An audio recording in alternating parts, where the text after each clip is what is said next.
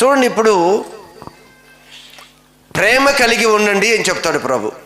ఏం కలిగి ఉండాలి? ప్రేమ కలిగి ఉండాలి అని చెప్తాడు.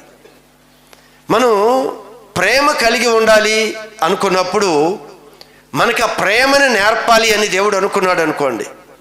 ప్రభు ఏం చేస్తాడు అంటే మనల్ని ప్రేమించేవారు లేని ప్రదేశంలో ఉంచి అక్కడ ప్రేమ నేర్పటానికి ఆ ప్రదేశానికి తీసుకుని వెళ్తాడు ఆయన. అక్కడేమవుతాయి?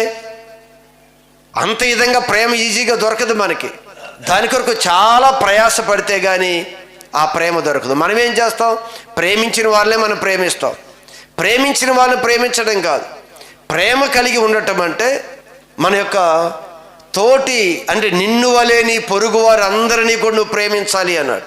అసలు ఈ ప్రేమించటం అనేది ప్రభు మనకి నేర్పాలి. ఇప్పుడు స్వభావం, ఇంతకుముందు అయితే మనల్ని ఎవరైతే ప్రేమిస్తారో వాళ్ళనే ప్రేమించేవారు. కానీ ఇప్పుడు దేవుడు ఏం చెప్తున్నాడు? నిన్ను వలె నీ పొరుగు వారు అందరినీ నువ్వు ప్రేమించాలి. మరి ఇది ప్రేమించడం అంటే ఇది సాధ్యమవుతుందా? లేదు. ఇప్పుడు ఈ ప్రేమించే విషయంలో మనకి సాధన చేయాలి అంటే ప్రభు వాటి మధ్యలోనికి తీసుకుని వెళ్తాడు. శ్రమ పడాలి. శ్రమ పడకుండా మన స్వభావం మారదు. కష్టపడకుండా మన స్వభావం మారదు. మనం ఎన్ని రకాలుగా కూర్చొని స్వభావం అలానే దేవుడు మారుస్తా అన్నాడు అనుకొని చాలామంది మాట్లాడతారు. దేవుడు అలా మార్చడు. ఆయన మనం ప్రయత్నం చేస్తే సహాయం చేయటానికి ఎప్పుడు పరిశుద్ధాత్ముడు మనతోనే ఉన్నాడు. కష్టపడాలి, ప్రయాసపడాలి. ఇప్పుడు ఎలా వస్తుంది ప్రేమించడం మనకి?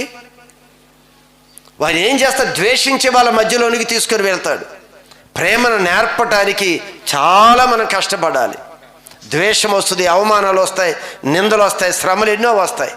కానీ ఇక్కడ 5 తలాంతులు ఇచ్చిన వాడంట మరొక 5 తలాంతులు దాన్ని పెంచాడంట.